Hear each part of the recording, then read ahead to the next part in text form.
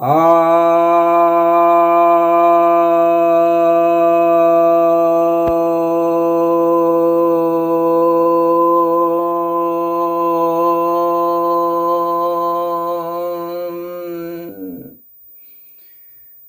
भक्तजनों को सप्रेम नमन। भक्तों, एक जिज्ञासा आई है। एक वीडियो जो मैंने बनाया था भीष्म पितामह के ऊपर, जिसमें कि बहुत छोटा वीडियो था, जिसमें कि मैंने बताया था, जो दृष्टांत था कि द्रौपदी जाती है भीष्म पितामह के सामने और कहती है कि अभी जो आप ज्ञान की बातें कर रहे हैं, उपदेश दे रहे हैं, वो भीष्म पितामह जो सरसैया पर पड़े हुए हैं, तो कहती है कि अभी जो आप ज्ञान के उपदेश दे रहे हैं, उस वक्त आपका ज्ञान कहाँ चला गया था, जिस वक्त मेरा अपमान किया जा रहा था, मेरे चीर हरण का प्रयास हो रहा था, आप वहीं सभा में मौजूद थे। उस वक्त कहाँ था ज्ञान? तो भीष्म पितामह कहते हैं कि वो मैंने दुर्योधन का वो गंदा अंश खाया था, वो अन्न खा लिया था, उस अन्न से मेरी बुद्धि खराब हो गई है। अभी जो मुझे बाण लगे हैं, इन बाणों से जो खून बह गया है, इससे उसके जो है पाप अंश जो है वे धुल गए हैं। अब मेरी बुद्धि सही हो गई है। तो उसी में मैंने कहा था कि वास्तव में अगर बुद्धि जिसकी सही होती है ना, तो वह हर समय सही रहेगी। उन्हें तो ज्ञानी कहा जाता था। और यह कहना कि दुर्योधन का अंश खा लेने से हो गया, पहली बात तो है कि दुर्योधन का अंश कहाँ है? अधिक ज्ञानी है, ज्ञानी कभी नहीं मानता किसी व्यक्ति का अंश। वो सदैव मानता है कि परमात्मा का अंश है, मैं परमात्मा का खाता हूं, किसी व्यक्ति का नहीं। और यदि व्यक्ति का भी है तो भीष्म पितामह तो अपना परिश्रम कर रहे थे, रक्षा कर रहे थे। एक सेनापति होने के कारण भी उनका कुछ जो है वेतनमान बनता है, और फिर वो अपने वेतनमान का खा रहे थे। वो दुर्योधन का कहाँ खा रहे थे? कोई मुफ्त में तो दुर्योधन या कोई भी उसे खिला नहीं रहा था। वे तो स्वयं रक्षा कर रहे थे, और उसके कारण उनका वेतनमान, उनका भत्ता ही उतना बनता है कि वे आराम से खा सकें, जी सकें। तो उनकी बुद्धि खराब कहाँ हुई? वे निर्भर नहीं थे अपने भोजन के लिए और वस्त्र के लिए इनके ऊपर, फिर वो उनकी बुद्धि खराब क्यों हुई? उनकी बुद्धि खराब ही थी। वह तो हार के बाद इनका यह वक्तव्य आ रहा है। और जो धूर्त लोग होते हैं ना, वे हार के बाद इस तरह के बयान देते हैं। राजनीतिक लोग जो होते हैं, लड़ रहे थे उस वक्त, कितनों कितनों को मारे, प्रतिज्ञा करते थे कि इतने को मारूंगा, उतने को मारूंगा, और घमंड भी था कि मैं नहीं मरूंगा। लेकिन जब मार दिए गए तो अब इस तरह की बातें करके अपने चरित्र का उज्जवल स्वरूप रखना चाह रहे हैं, जबकि वैसा स्वरूप था नहीं। तो इस विषय पर विश्वजीत बोस एक भक्त हैं, उन्होंने कमेंट किया है और कहा है कि शास्त्रों में बतलाया गया है कि जो गंदा भोजन होता है, पाप का भोजन होता है, उसको खाने से बुद्धि पापमय हो जाती है। फिर उन्होंने एक उदाहरण भी दिया है गुरु नानक का, जिसमें बताया कि गुरु नानक जो थे वे एक सेठ का भोजन नहीं किए थे, क्योंकि उस सेठ के जो कथा है, हालांकि उतना विस्तार से उन्होंने नहीं लिखा है, लेकिन ये कथा काफ़ी लोकप्रिय है, सभी लोग जानते हैं कि जो सेठ थे, तो वो सेठ उनके सामने पकवान वगैरह सब लाए थे, तो गुरु नानक ने उसको निचोड़ा तो उसमें से खून निकलने लगा। कहा कि देखो, ये तुम्हारा भोजन जो है ये पाप के अंश का है, खून निकल रहा है। और जो कालू लोहार था वो ला के दिया, तो उसको जब उसकी सूखी रोटी थी, उसको निचोड़ा तो दूध निकलने लगा, तो उसका भोजन किया।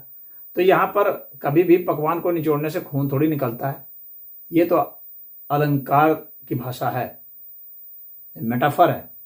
न ही दूध को निकालने के लिए आप रोटी निचोड़ेंगे तो दूध निकलेगा, ऐसा नहीं होता है कि आप दूध को उसको रोटी को निचोड़ेंगे तो दूध उससे निकल रहा है।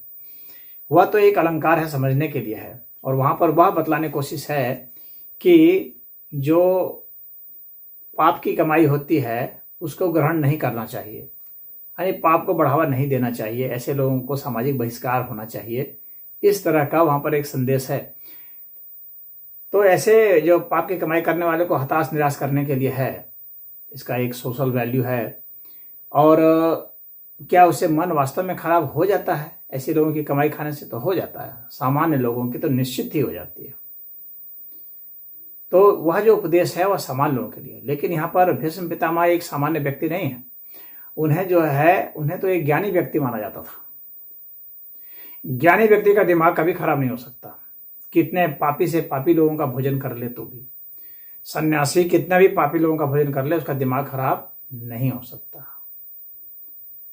अगर दिमाग खराब हो जाता है फिर वो ज्ञानी किस बात का? इसका मतलब उसका ज्ञान कंडीशनल है, उसका ज्ञान इतना कमजोर है कि कोई अगर भोजन उसको खिला दे ऐसा दुष्ट आदमी तो उसका ज्ञान खत्म हो जाए, तो वो वास्तव में ज्ञान नहीं है।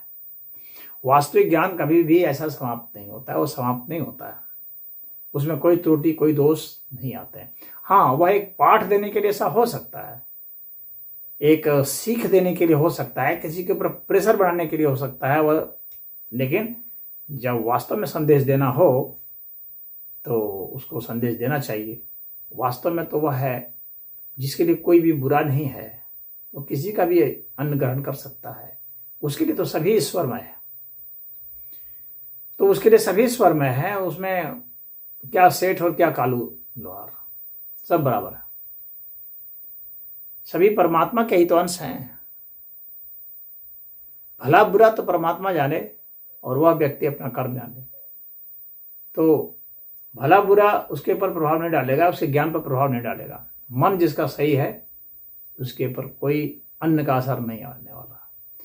मन ही जिसका गड़बड़ है, मन ही जिसका अभी उच्च अवस्था को प्राप्त नहीं है, उस पर जो है इस तरह का जो दूषित अन्न की जो बात है उसका असर आ सकता है।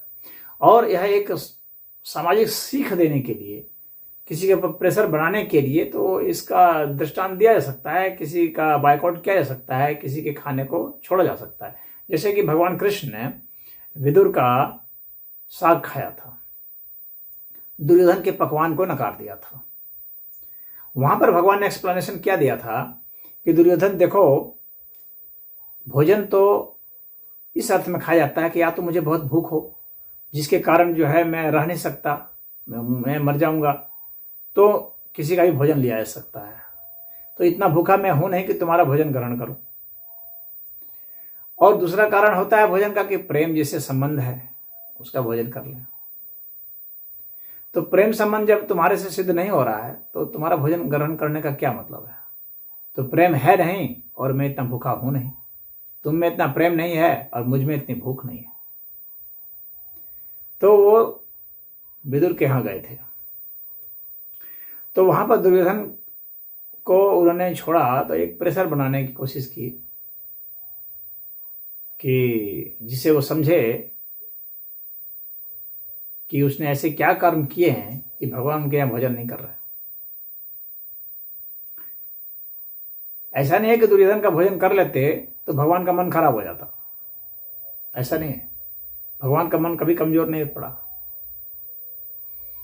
तो वास्तव में यहां पर संदेश यही है कि आपका दिमाग अगर बहुत एडवांस है, बहुत उच्च स्तर का है, आपका ज्ञान परिपक्व है, तो किसी प्रकार का कोई भी अन्न आपके दिमाग को विचलित नहीं कर सकता, आपके ज्ञान को विखंडित नहीं कर सकता। और यदि आपका उतना स्तर नहीं पहुंचा है तो यह बेहतर है कि ऐसे लोगों के अन्न को नहीं छुआ जाए, वही बेहतर है। तो अब आप अपने ज्ञान की परिपक्वता के हिसाब से तय कीजिए, लेकिन सच्चाई यही है, अपने दिमाग को इतना मजबूत कीजिए और सदैव मानिए कि आपको कुछ भी जो मिलता है वह ईश्वर की तरफ से मिलता है। और भगवान ने कहा भी है गीता में, योग क्षेमम वहाम्यहम्, आपकी हर चीज़ की पूर्ति मैं ही करता हूँ, ये भगवान कह रहे हैं। तो भगवान ही देते हैं, अगर ऐसा आप समझते हैं, मानते हैं, तो फिर आपको कोई अन्न वो नहीं करेगा, न्याय से नहीं भटकाएगा। आप किसी का भी अन्न खा करके न्याय कर सकते हैं। ऐसा नहीं है कि मैंने दुष्ट का अन्न खा लिया तो अब वो कुछ भी अन्याय करेगा और मैं उसके खिलाफ नहीं बोलूंगा या मौन रहूंगा, चुप रहूंगा, ऐसा नहीं है। क्योंकि ज्ञानी कभी यह नहीं मानता कि मैंने इसका अन्न खाया, वो मानता है कि परमात्मा का खाया। ये तो स्वयं ही खा रहा है परमात्मा का, इसके पास कहाँ से अन्न आ गया कि ये खिलाएगा। और यदि वो काफी ऐसा जिद करेगा कि हाँ तूने मेरा अन्न खाया, और लौकिक दृष्टि से भी, तो ठीक है भाई, अपने तू अन्न के पैसे ले ले। होटल में भी लोग खाते हैं, तो पैसे ले लो। इसका मतलब ये थोड़ी है कि तुम्हारा खा लिया तो मैं अन्याय का समर्थक हो गया। इतना याद रखिए, कभी भी जो सूक्ष्म है वह स्थूल से ज्यादा शक्तिशाली होता है। पदार्थ से ज्यादा शक्तिशाली चेतना है। अन्न पदार्थ है, अन्न की शक्ति ऊर्जा है, और उनको ग्रहण करके संचालित करने वाला जो है वो चेतना है। चेतना शरीर ज्यादा शक्तिशाली होगी तो मन ज्यादा शक्तिशाली होगा, विवेक उससे भी ज्यादा शक्तिशाली होगा, आत्मा उससे ज्यादा शक्तिशाली है। तो कहने का तात्पर्य है कि सदैव जो सूक्ष्म से सूक्ष्म तत्व होते हैं वे ज्यादा शक्तिशाली होते हैं, और स्थूल से स्थूल जो पदार्थ होते हैं वे कम शक्तिशाली होते हैं। वे बड़े दिख सकते हैं आपको मोटी निगाह के कारण, लेकिन वास्तव में वे शक्तिशाली उतने नहीं होते हैं। परमाणु बम बहुत छोटा होता है, लेकिन विस्फोट करता है तो बड़े बड़े पहाड़ों तक को उखाड़ कर फेंक देगा, धूल धूल कर देगा। उसकी शक्तिशाली बहुत शक्ति होती है। तो जो सूक्ष्म तत्व हैं उनकी शक्ति बहुत ज़्यादा है, चेतना की शक्ति बहुत ज़्यादा है। चेतना की शक्ति को कम करके मत आकिए, यही हमारा कहना है। उम्मीद है कि आप लोगों को इसका उत्तर मिल गया होगा। यदि फिर से आपको कोई इसमें कमेंट करना है तो आप कर सकते हैं। ओम।